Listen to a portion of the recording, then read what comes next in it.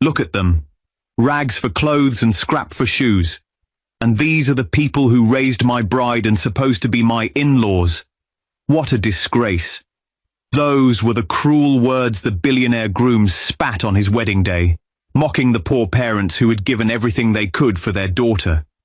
Laughter rippled through the hall, humiliation painted across their faces, and the bride stood frozen in shame. But sometimes silence hides a storm. Because before the words "I do" could leave her lips, the bride was gone, vanished into the shadows, leaving behind a room full of whispers and a groom who thought he had won. This is the story of a woman mocked, a family shamed, and a twist no one ever saw coming. And today, it is being retold by me. Hello family, welcome back. Before we begin, I have a small but heartfelt request. Please subscribe. Your support is what keeps these stories alive. Every time you click that button, you're helping us share voices that would otherwise be forgotten and stories that deserve to be heard. And in the comments, tell us where you're watching from, because together, we are not just telling stories, we are keeping hope alive. The ballroom was the kind you saw in movies. Golden chandeliers hung from the ceiling, spilling light onto polished marble floors. The air smelled of roses and expensive perfume.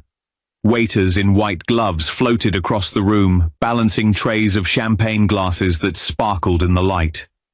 It was a wedding straight out of a fairy tale, or at least that's what everyone thought. All eyes were on the bride, Sophia Hayes. She stood at the end of the aisle in a gown that shimmered like starlight. The lace hugged her frame, delicate but modest, and her veil framed a face too kind, too gentle for the crowd she was standing in. She smiled nervously, trying to steady her heart. Sophia wasn't born into this world of diamonds and silk. She grew up in a small town where her father, Samuel Hayes, worked long hours fixing cars, and her mother, Ruth Hayes, took sewing jobs to keep food on the table.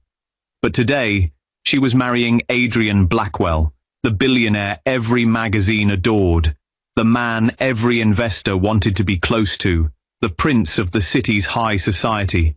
From the outside, it looked like a love story, but Sophia's heart whispered doubts she didn't dare say out loud. She remembered Adrian's words just weeks ago, spoken half in jest, half in warning. "Don't let your parents embarrass me, Sophia. They don't belong in a place like this." She had brushed it off then. "Adrian, they raised me. They'll be proud just to be here." He had smiled, but it was thin, sharp. "We'll see." Now, standing at the altar, Sophia tried to push that memory aside. She looked at Adrian in his tailored tuxedo, confident and charming as always. He had the kind of smile that could fool anyone into trusting him. And for a time, it had fooled her too. The guests whispered in admiration. "She's lucky," one woman said. "Adrian could have had anyone," another replied. "And he chose her? A girl from nowhere? It must be love." Sophia's stomach tightened. She wanted to believe that too. Then the doors opened. Her parents walked in, humble, nervous but proud. Samuel wore his only suit, one that was a little worn at the cuffs but pressed as neatly as he could manage. Ruth's dress was simple blue cotton, the one she had sewn herself. They weren't dressed for this glittering world, but they walked with quiet dignity, their eyes fixed on their daughter. Sophia's heart swelled. For a moment, the ballroom, the chandeliers, the whispers, none of it mattered. Her parents were here, but Adrian's eyes narrowed. The best man handed him the microphone for his welcome speech. Adrian cleared his throat, and the room hushed, hanging on his every word. "Today," Adrian began smoothly, "we celebrate love, success, and family." His voice was rich, confident. People nodded, already enchanted. Then his gaze slid to Samuel and Ruth. He paused, lips curling. "And look," he said, pointing casually toward them. "Here come the proud parents of the bride." Sophia smiled faintly, ready to beam with pride.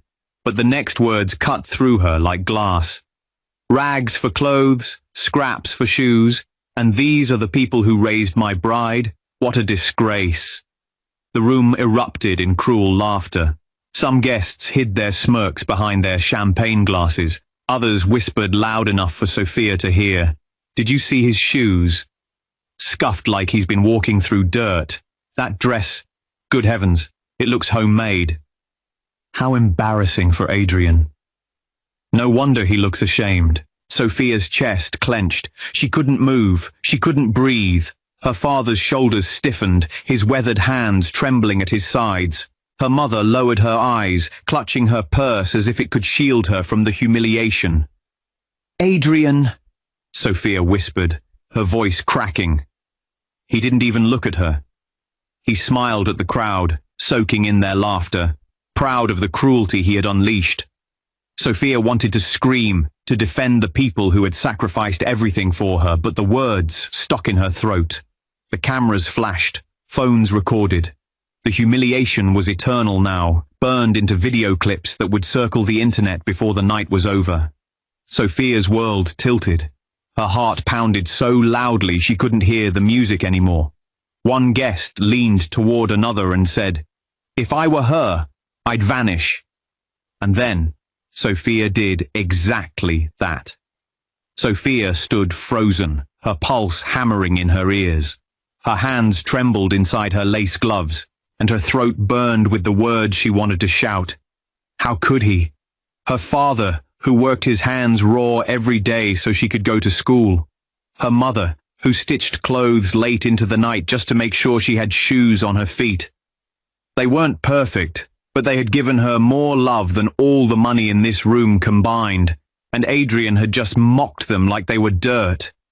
Sophia turned toward him. Adrian, why would you say that? Her voice was low, almost breaking. Adrian leaned close enough for only her to hear. His smile never faltered for the crowd. Because it's true, and now everyone knows it. Don't look so shocked, Sophia. You knew they didn't belong here. Tears welled in her eyes, but she refused to let them fall. Not here, not in front of them. Her mother tried to step forward. Sophia, sweetheart. But Adrian's cold voice sliced through again, louder this time, still dripping with mockery. Look at them, everyone. These are the people who raised my bride. Imagine, my name tied to this kind of poverty. The laughter rose again, a cruel chorus. Sophia's chest heaved. She wanted to scream at them all, to tell them money didn't make them better. But she realized something in that moment. If she spoke, she'd only give them more to laugh at. So instead, she whispered to the nearest bridesmaid, "Please, I need a moment." Without waiting for an answer, Sophia turned, lifted the hem of her gown, and walked quickly down the side aisle. The veil hid her face, but everyone could see her shaking shoulders. The whispers followed her like smoke. Is she crying? She can't handle it. Knew this wouldn't last. Adrian watched her leave. He smirked, tilting his head like a man in control. To the crowd he said, "Nerves, ladies and gentlemen. The poor girl isn't used to big occasions." They chuckled again, believing him. But Sophia wasn't crying. Not yet. She was furious. Her whole body burned, not with shame, but with anger she had never felt before. She pushed open a side door and found herself in a quiet hallway. The music from the ballroom was muffled now, like a nightmare fading into the distance. She pressed her back to the wall, gasping for breath. Her mind raced. She could go back in, pretend everything was fine, endure the whispers, the shame, the humiliation, for Adrian's sake. Or she could walk away, her hands clenched into fists. She thought of her father's face, tight with humiliation, his strong shoulders hunched like a man beaten. She thought of her mother's downcast eyes, the way she had clutched her purse like it was armor, number. She couldn't let this happen, not to them. She lifted her gown and walked further down the hall. No one followed her. No one cared enough to. In the ballroom, chaos stirred. Guests murmured louder. Cameras turned to Adrian. Did she run away? someone whispered. Did the poor girl crack under pressure? She doesn't belong here. She never did. Adrian chuckled and waved it off, pretending to be unbothered. But deep inside, he wasn't worried. He thought he knew Sophia. She was gentle, forgiving, too soft-hearted to do anything bold. She'll come back, he told his best man. She has nowhere else to go. She needs me, but Adrian didn't know the storm he had just unleashed. Minutes stretched into half an hour. The whispers grew sharper, crueler. Phones buzzed with messages. People were already posting online. Billionaire's bride walks out before vows. Some guests began leaving. Others stayed just to watch the drama. By the time an hour had passed, the ballroom was split, half chaos, half circus. Adrian's smirk faltered. He finally sent someone to check, but Sophia was gone. Vanished into the city like smoke. Her gown, her veil, her vows, all left behind. The bride who was supposed to seal his image as the perfect man had disappeared before she ever said, "I do." And for the first time that night, Adrian Blackwell felt something he never expected. Panic. The wedding was no longer a celebration. It was a scandal. Gossip spread like wildfire. Headlines were already being written. The poor girl had walked away from the billionaire groom, leaving behind humiliation, whispers, and questions no one could answer. But Sophia Hayes wasn't broken. She was gone for a reason. And when she returned, she wouldn't be the same woman. If you haven't subscribed yet, we'd love for you to join our community by hitting the subscribe button. Through our stories, we build hope and give a future to children and women who have been abused all over the world. Motivate us by subscribing and turning on your notification bell so you never miss a story that matters. Also, let us know in the comments. Where are you watching from, and how did this story speak to you? The ballroom was still buzzing hours after Sophia's sudden disappearance. Reporters gathered outside the hotel, cameras flashing like fireworks. Guests streamed out, their faces alive with excitement, whispering stories that twisted with every retelling. "Did you see how pale she looked?" one woman said as she slipped into her limousine. "Pale?" She was trembling. "I swear she fainted in the hallway," another replied. No, a man interrupted, smirking. "She ran away." Cold feet. Who wouldn't? A small-town girl standing in front of the richest crowd in the city. She cracked under pressure. The gossip grew louder than the music that had once filled the ballroom, but in the center of it all stood Adrian Blackwell, the abandoned groom. His tuxedo was flawless, his smile polished, but inside, he was far from devastated. He raised a glass of champagne and said loud enough for those nearby to hear, "My poor Sophia." She couldn't handle the moment. "It's tragic, but I forgive her." Some guests nodded, pitying him. "What a gracious man," they whispered. "So patient." So understanding. Adrian basked in their admiration, pretending to be the victim. But as soon as the last of the reporters were gone and the ballroom was empty, his mask slipped. He tossed the untouched champagne onto the table, the glass shattering against the marble. "She was never ready for me," he muttered, pacing. "A conquest, that's all. A project. Something to polish up so I could look generous." From the corner of the room, a woman stepped out of the shadows. Isabella Cross. She was tall, dressed in a sleek black gown that clung to her curves, her eyes sharp with amusement. "So," Isabella purred, "the fairy tale is over. Are you relieved?" Adrian smirked. "Relieved? I'm free." He loosened his tie and ran a hand through his hair. Sophia was sweet, but she was weak. You saw how she just vanished? She couldn't even face humiliation. Pathetic. Isabella walked closer, her heels clicking against the floor. "And here I thought you needed her. The innocent bride from a poor family, the perfect story for the papers, the billionaire who married down. Society adored it. Adrian laughed coldly. Adored me, you mean? Sophia was the decoration, a piece on my arm. Now she's gone, but who cares? I'll spin it. The public always believes me. Isabella's lips curved into a sly smile. Then I suppose you'll be needing a replacement. Adrian pulled her close, his voice low. Who else but you? They kissed, and for the first time that night, Adrian truly smiled. He wasn't mourning Sophia. He was celebrating his freedom. But miles away, in a quiet motel on the edge of the city, Sophia Hayes sat on the edge of a bed, her wedding dress spread out around her like broken wings. Her hands trembled as she unpinned her veil. The silence pressed in, heavier than the ballroom's laughter. She saw it all again when she closed her eyes.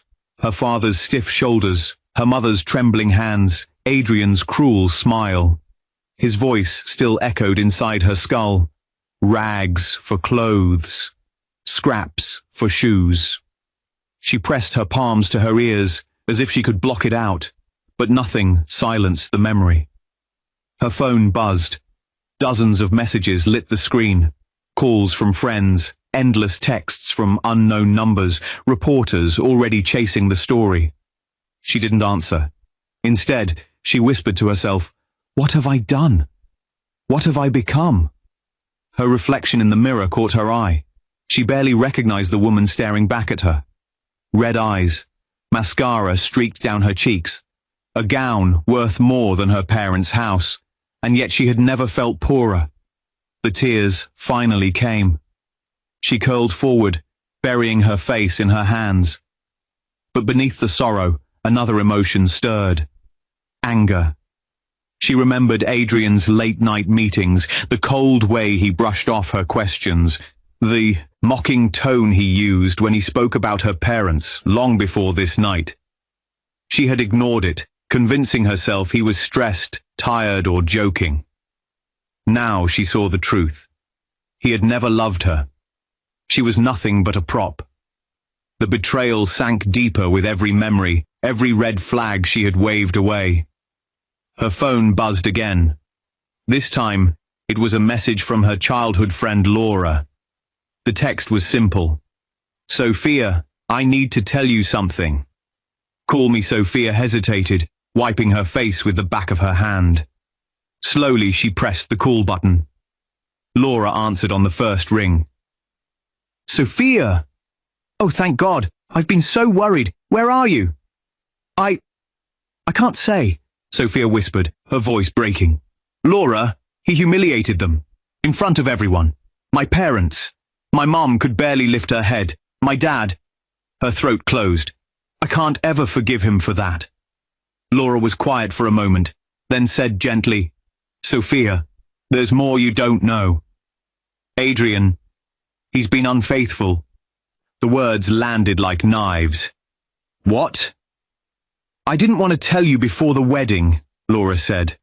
"I hoped maybe I was wrong. But it's true. He's been with Isabella Cross for months, maybe longer." Sophia gripped the phone tighter, her knuckles white. "Isabella, I should have known." The way she looked at him, the way she lingered around him at parties, Laura's voice dropped lower.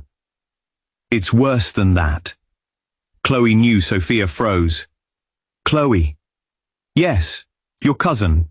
She covered for him. When you asked where Adrian was during those business trips, it was Chloe who helped him lie. She made excuses, told you not to worry. She protected him." Sophia's vision blurred with fresh tears.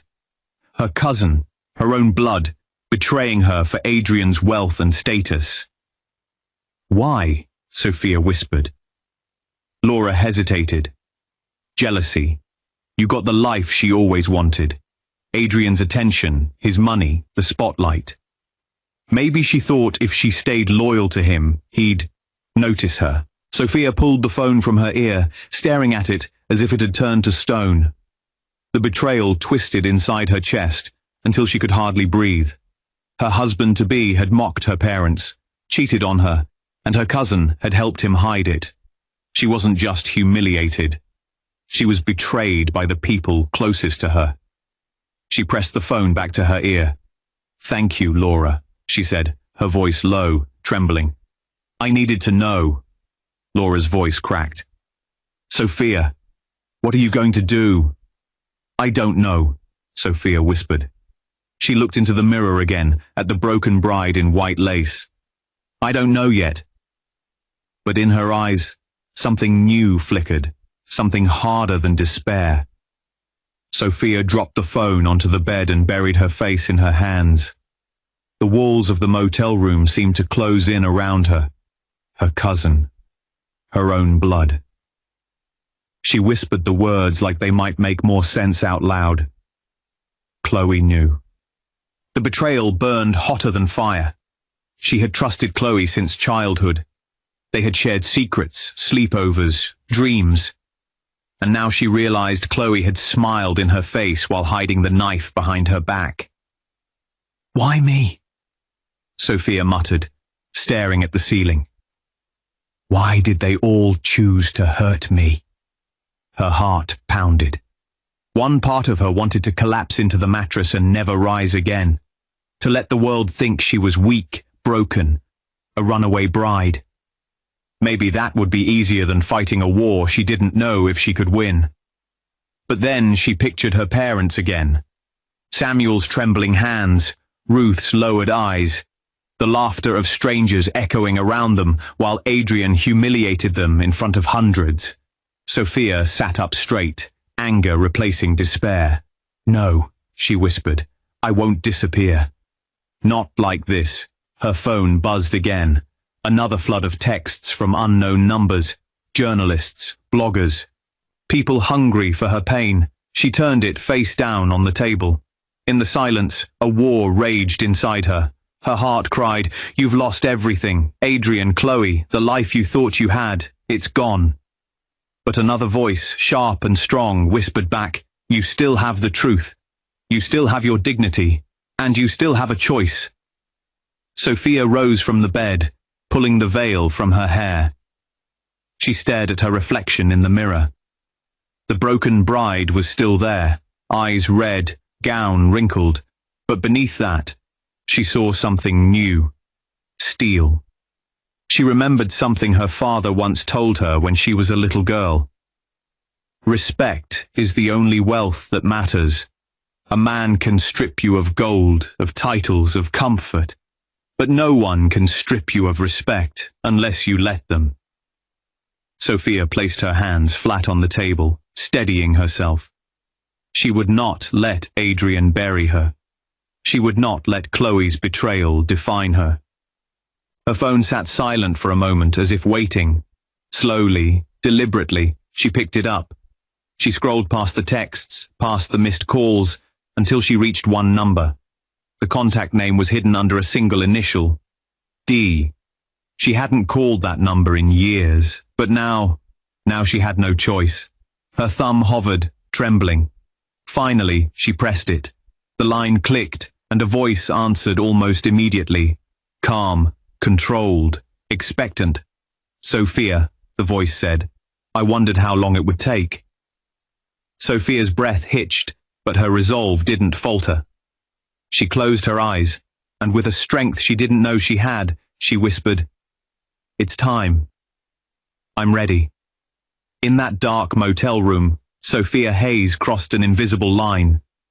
She was no longer the timid bride, the humiliated daughter, or the betrayed cousin. She had chosen something different. What she had set in motion with those 5 words would change everything, for Adrian, for Chloe, and for herself. The bride had disappeared, yes, but not to hide. She was preparing for war. The scandal of the missing bride refused to die. For weeks, Adrian Blackwell's name filled the headlines, not with praise, but with whispers. Billionaire groom abandoned at the altar. Where is Sophia Hayes? Did Adrian Blackwell drive her away? At first, Adrian laughed it off. He spun the story to the media, flashing his perfect smile and shaking his head with rehearsed sorrow. She was overwhelmed, he told the reporters. Poor Sophia. She wasn't ready for this life, but I wish her well. Many people believed him. For a while. But whispers have a way of growing. One business partner pulled out of a deal. Another hesitated to return his calls. Then came the rumors. Fraud, shady accounts, investors cheated. Nothing concrete at first, just shadows. But in the world of billionaires, even shadows can ruin a reputation. Adrian slammed his phone onto his desk one night, pacing the length of his office. Cowards. All of them. They think a little gossip can shake me? From the leather chair across the room, Isabella crossed her legs, watching him with cool amusement. It's more than gossip, Adrian. People are sniffing around. Reporters, investors. They smell blood in the water. Adrian spun on her, eyes blazing. Then you fix it. You have connections. Make calls. Remind them who I am. Isabella arched an eyebrow. Remind them. Or lie for you again. Adrian, let's not pretend. I didn't sign up to be your cleanup crew forever. You promised me security, power. Where is it? Adrian's jaw tightened. You'll have it. Just stay loyal. But Isabella leaned forward, her voice like ice. If you fall, Adrian, I won't fall with you. Don't forget that. While Adrian's empire shook, far from the city lights, Sophia Hayes sat in a quiet library, her fingers trailing across the spine of an old leather book. She was no longer the trembling bride in a wrinkled gown. Her hair was tied back, her face calm, her eyes sharper than ever. Across the table sat a man in his 60s, grey-haired but sharp-eyed. Edward Collins, her grandfather's oldest friend and trusted advisor. Edward laid a folder on the table. Sophia, your grandfather knew this day might come. He left everything prepared. These assets, these shares, they're yours. He wanted you to have power, not Adrian. Sophia hesitated, opening the folder. Inside were documents, company shares, property deeds, accounts she had never known existed. Tears stung her eyes. He never told me. Edward's expression softened. He didn't want you to marry Adrian. He saw through him when the rest of the world was blinded by his charm. But he also knew you had to learn the truth for yourself. Now that you have, it's time to act. Sophia closed the folder and sat back, the weight of her grandfather's foresight pressing on her chest. He mocked my parents, Edward. He humiliated them in front of everyone, and I found out it wasn't even a slip. It was planned. Adrian wanted the world to laugh at us. To shame us into silence, Edward's face darkened. Yes, one of his former staff came forward. Adrian bragged about it before the wedding. Said he would break you, weaken you, make you grateful to stand at his side. Sophia's hands curled into fists. Her heart ached, but anger steadied her voice. He thought I'd bow my head. He thought I'd be too ashamed to fight back. Edward leaned closer. So what will you do? Sophia's eyes burned with new fire. I'll do what he never expected. I'll rise, quietly, carefully, and when the time is right, I'll take everything from him. The weeks that followed were quiet for Sophia, but deadly for Adrian. She worked with lawyers, digging into contracts Adrian had manipulated. She met with investigators, collecting proof of embezzlement and fraud. Each step was slow, careful, hidden. At night, she replayed Adrian's voice in her head. Rags for clothes, scraps for shoes. Each memory of his cruelty sharpened her resolve. But she didn't just want revenge, she wanted justice, not only for herself, but for her parents, for every person Adrian had trampled in his climb to power. One evening, Sophia met Laura, the friend who had first told her about Isabella and Chloe, in a small cafe. They sat in the corner, steaming cups of tea between them. Laura looked around nervously. Sophia, are you sure about this? Adrian is powerful, dangerous. If he finds out... Sophia interrupted gently but firmly. He already destroyed me once, Laura. What more can he do? This time, I'm ready. Laura's eyes filled with admiration and fear. "You don't sound like the Sophia I used to know." Sophia smiled faintly. "I'm not." Back in the city, Adrian tried to patch his collapsing empire. He threw parties, called in favors, and reminded people of his wealth. But the laughter at his events was hollow now, the smiles strained. One night, a major investor cornered him. "Blackwell, I've heard things. Fraud, misuse of funds. If any of it is true—" Adrian barked a laugh. "Rumors, lies spread by jealous rivals. You think I'd risk everything? Please." But when the investor walked away unconvinced, Adrian's smile cracked. Behind him, Isabella whispered in his ear, "They don't believe you anymore." Adrian turned on her. "Then I'll make them believe." But the truth was already slipping through his fingers. Sophia, meanwhile, was preparing for her return. Each day in hiding sharpened her into someone new, not the bride who ran, but the woman who would one day stand tall in front of Adrian and the world. And the moment was coming sooner than either of them knew. The cracks in Adrian Blackwell's empire widened. Investors pulled out one by one. Business partners stopped returning calls. The same people who once praised his charm now whispered about fraud, backroom deals, and debts hidden in shell companies. Adrian slammed his fists on his desk one morning, papers scattering. "They're vultures!" Feeding on lies. Isabella Cross, standing near the window with a glass of wine in her hand, didn't flinch. "They're not lies, Adrian. They're just truths you've hidden too long, and truths always crawl back to the surface." He glared at her. "You think you know me?" She sipped her wine. "I know enough. And I know this. You need me more than ever. Without me, you're finished." Adrian grabbed her arm roughly, pulling her close. "Don't forget who made you." "Without me, you're nothing." Isabella pulled free, her eyes cold. "No, Adrian. Without me, you have no one left." For the first time in years, fear rippled through Adrian's chest. He shoved it down, but it lingered. Meanwhile, Sophia Hayes sat across a wide oak table from Edward Collins, her grandfather's old confidant.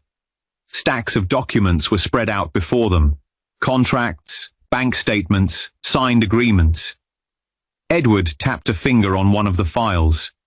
"Here's proof Adrian siphoned money from investors. Here, he forged signatures. And here, look at this. He bought off auditors to cover the trail." Sophia read the papers with steady eyes. "All this time he pretended to be a man of class and power, but he's just a thief with a tuxedo." Edward nodded.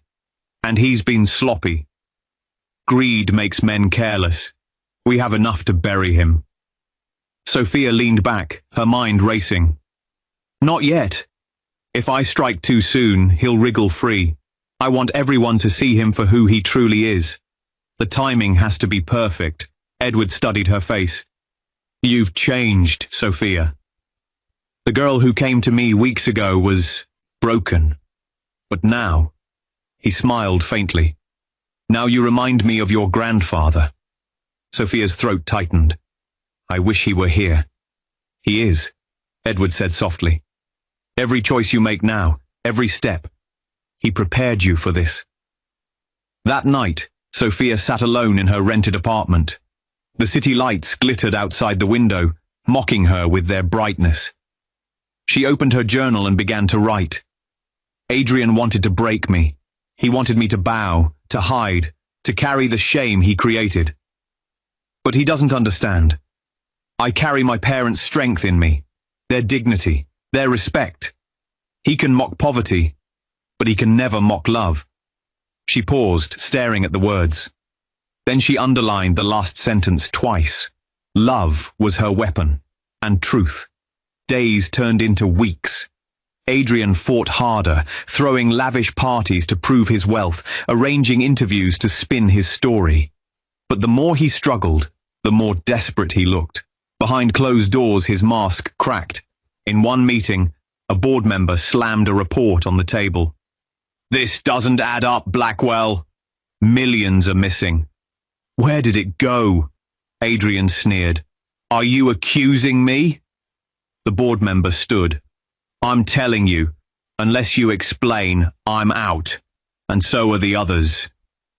When the man stormed out, Adrian sank into his chair, sweat beading on his forehead. He stared at his reflection in the glass wall. For the first time, he saw not the untouchable billionaire, but a man cornered. Sophia's investigation uncovered one final, devastating truth. Adrian's mocking of her parents at the wedding had not been a cruel joke made in the moment. It was planned. He had told associates days earlier that he would humble the bride's family in public. His exact words were written in an email. They'll be so humiliated they won't dare speak up. Sophia will stay silent too. That's how you control people like them. When Sophia read the email, her hands shook. Tears welled in her eyes. Not of weakness, but of, fury. He wanted to destroy us before the vows, she whispered. Not just me. My parents. My family's honor. Laura, who sat across from her, covered her mouth. Sophia. He's worse than we thought. Sophia folded the email carefully, sliding it back into the folder. Then we'll make him pay worse than he ever imagined. And then the invitation arrived. It came in a gilded envelope, hand-delivered by a courier. Edward brought it to Sophia, laying it gently on the table. She stared at the bold letters embossed in gold. Blackwell Industries Gala, a night of triumph and renewal. Edward frowned. He's trying to repair his image. Show the world he's still untouchable. Sophia's lips curved into a slow, dangerous smile. Then let's show the world the truth. On his stage, in front of everyone, she slipped the invitation back into the envelope and whispered to herself, Adrian won't see me coming. The storm was no longer building. It was ready to break. Adrian Blackwell planned to rise from the ashes at his glittering gala. But what he didn't know was that his vanished bride, the woman he thought broken forever, was preparing to walk back into his world. And when she did, she would bring the fire that would burn his empire to the ground. The gala was Adrian Blackwell's last gamble. The ballroom was even grander than the one he had reserved for his wedding. Silver chandeliers sparkled above tables lined with crystal glasses and golden cutlery. Cameras flashed as reporters pressed against velvet ropes, eager to capture every moment. Tonight was supposed to be his redemption. Adrian stood at the center of it all, dressed in a flawless black tuxedo, his trademark smile plastered on his face. Beside him stood Isabella Cross, radiant in a red gown, her arm looped through his. To anyone watching, they looked unstoppable, a power couple untouchable by scandal. But underneath Adrian's smile, panic throbbed like a drum. His empire had been crumbling for weeks. Investors doubted him. Partners turned cold. If tonight failed, he was finished. He raised his glass high, the lights catching the diamond on his cufflinks. Ladies and gentlemen, he began, his voice smooth as silk, I stand before you tonight not as a man defeated, but as a man renewed. Betrayal struck my life, yes, but I have risen stronger, and tonight, I assure you, the Blackwell name remains untouchable. The crowd clapped politely, though some exchanged uneasy glances. Adrian always knows how to spin a story, one whispered. Yes, but where's Sophia? No one's seen her since the wedding, another murmured. She left him. Smart girl, someone else added quietly. Adrian ignored the whispers. He lifted his chin, pretending the applause was thunderous. But then, something shifted. The chandeliers dimmed. The music cut off. A hush swept the room as a single spotlight lit the grand entrance. And there she was, Sophia Hayes. She walked into the ballroom with steady steps, her gown a shimmering midnight blue that flowed behind her like a river. Her hair was swept back elegantly, her face calm and radiant. Gone was the timid bride who had fled in tears. Tonight, she looked like a queen returning to claim her throne. Gasps filled the room. Reporters surged forward. Cameras flashed wildly. Adrian's smile faltered for the first time. His grip on his glass tightened until it cracked. What is she doing here?" he hissed under his breath. Isabella's hand slipped from his arm, her eyes widening. "You said she was gone. You said she'd never dare show her face again." Sophia walked straight past the tables, past the shocked whispers, until she reached the stage. She didn't rush, she didn't falter. Every step echoed with quiet power. The MC fumbled with the microphone, uncertain, but Sophia calmly took it. She turned to the audience, her voice clear, steady, and sharp enough to cut glass.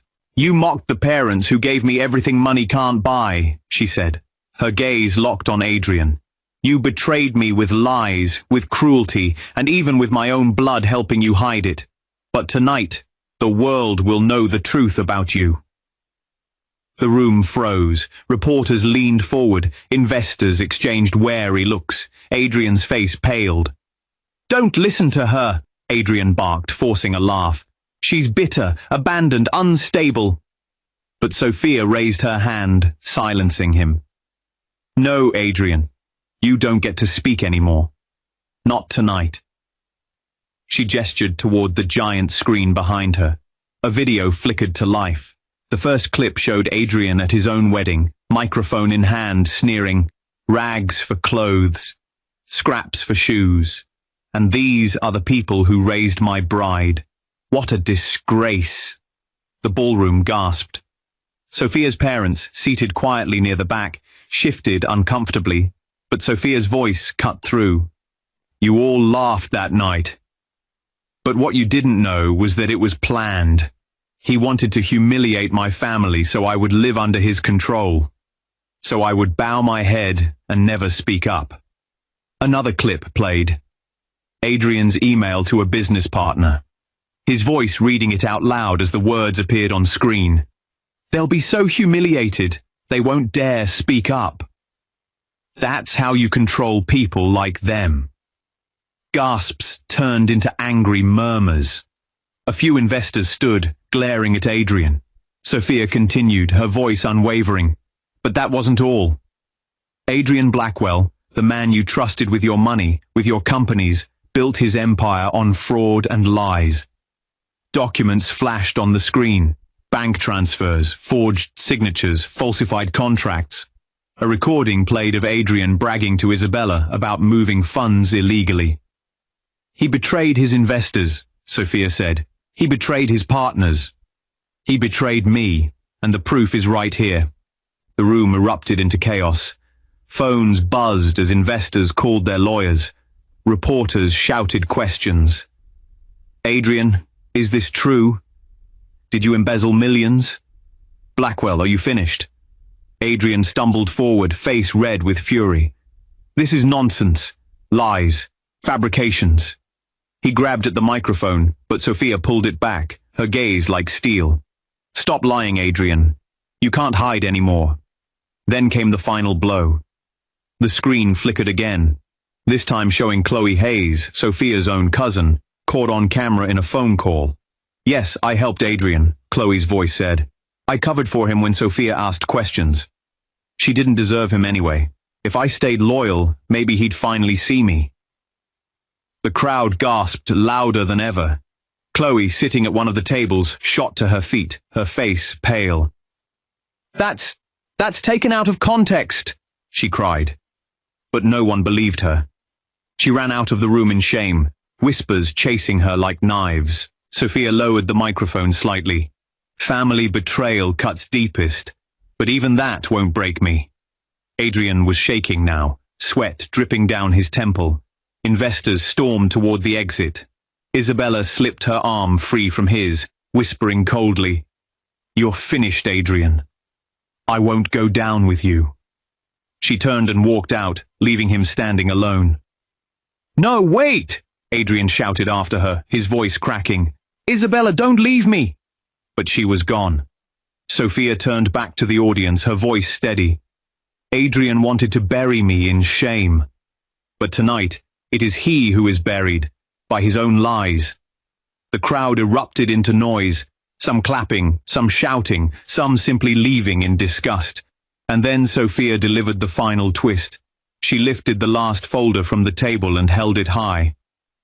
My grandfather, the man Adrian never respected, left me everything. I am now the rightful owner of the very company Adrian once flaunted. Blackwell Industries is no longer his. The room fell silent.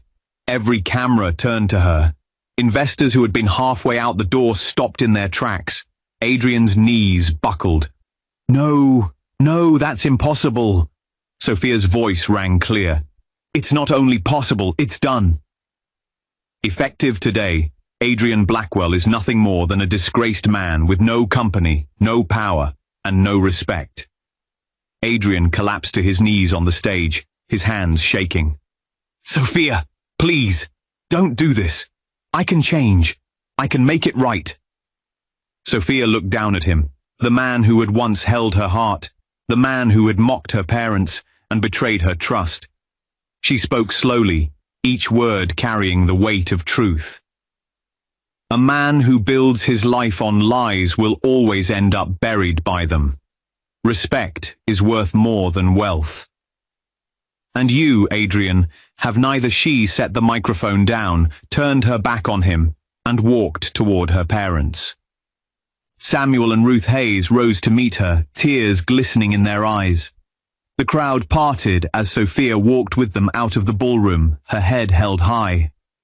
Behind her, Adrian Blackwell remained on his knees, abandoned by investors, shunned by society, and left utterly alone.